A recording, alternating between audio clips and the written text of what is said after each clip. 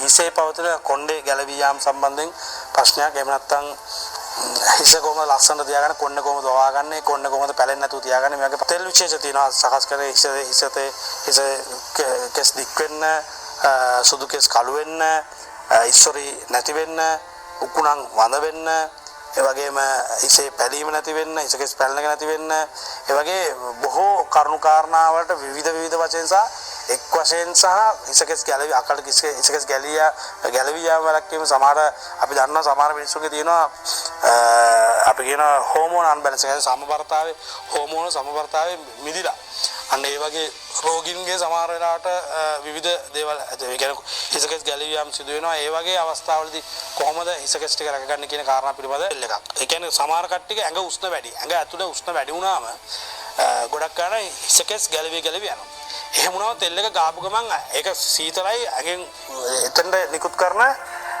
උෂ්ණ ප්‍රමාණය වැඩි වෙනවා. ඒ නිසා තෙල් ගාපු ගමන් ගැලවිලා යන එක වැඩි වෙන්න පුළුවන්. ඒ නිසා ඔබ කරන්න ඕන අනිවාර්යෙන් තෙල් එක ගාලා පෑ දෙකකට පස්සේ අනිවාර්යෙන්ම නාන්න. තෙල් ගාලා තෙල් ආලේපයෙන් පස්සේ නාන්න. ඒ නාන්න තෙල් ගාන්න ඕනේ හිස මත. මතක තියාගන්න හිස මත තමයි ගාන්නේ. හරිද? හිසේ තියෙන හැම ප්‍රදේශයක් තුනක් මසාජ් කරන්න. අනිත් එක තමයි නිතර ඔබ කොණ්ඩේ පීරන්න සහ කොණ්ඩේ මේ ඇඟිලි තුරු වලින් පිරිමදින්න යන්න එපා. ඔබ කොණ්ඩේ ගැලවෙනවා එහෙම කරපුවා. සාමාන්‍යයෙන් ඕනම පුද්ගලයෙක්ගේ අවුරුදු කීපයකට සැරයක් ඔය ඉසකස් ගැලවී යාමේ ප්‍රශ්නයක් තියෙනවා. ඒ කියන්නේ ඕනම පුද්ගලයෙක් මේ ලෝකේ ඉන්න සතාසිව්පා වගේ රෝම වැටෙනවා. හරි මේ දිගු රෝමනේ මේ අපේ ඇඟේ තියෙන රෝමත් වැටෙනවා. ඒක රෝම වැටෙන එක සාමාන්‍ය සංසිද්ධියක්. ඒක මේ සංසිද්ධිය හරියට අවබෝධ කරගන්න. ඒ නිසා ඒ වැටෙන කාලේ මොන බෙහෙත් ගැව්වත් වැඩක් නැහැ.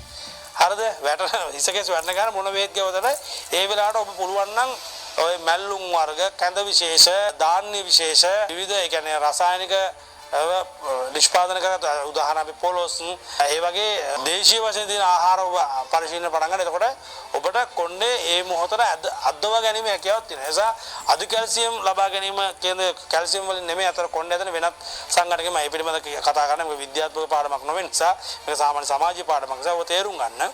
ඒ ඔබ ආහාර ටික හරියට ගන්න ඔබට අනිවාර්යෙන් කොණ්ඩේ අද්දව ගන්න පුළුවන්.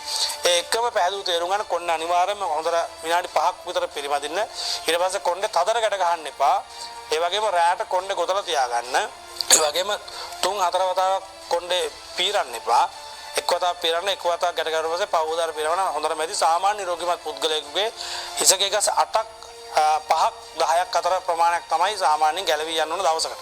එහෙම ගැලවෙනවා කියලා කවුරුත් ප්‍රශ්න කරන්න බෑ. ඒක සාමාන්‍ය තත්ත්වයක් කියන කාරණා ඔබ තේරුම් ගන්න. ඒ වගේම තමයි ඔබ දියනෑමෙන් පසු වතුර ගතිය හොඳින් පිසද හොඳරම නෙමෙයි සාමාන්‍ය ගන්න පිසද තමයි ඔබ නැවත වදා හිසේ ආලේප නොකොට හිස කෙස් මත තෙල් ආලේප කිරීම සිදු කරන්න. මේ කොණ්ඩේ දික් වෙන්න, හිස කෙස් පැලෙන එක අඩු වෙන්න, කොණ්ඩේ ශක්තිමත් වෙන්න, සුදු කෙස් කළු වෙන්න, කොණ්ඩේ ඝන වෙන්න, උකුණන් මර්ධනය වෙන්න, එතකොට කෙස් ගහේ මුල සිට අග දක්වා සම්පූර්ණ පරාසය ශක්තිමත් සහ නිරෝගීමත් වෙන්න කියන කාරණාවට අදාළ තෙල්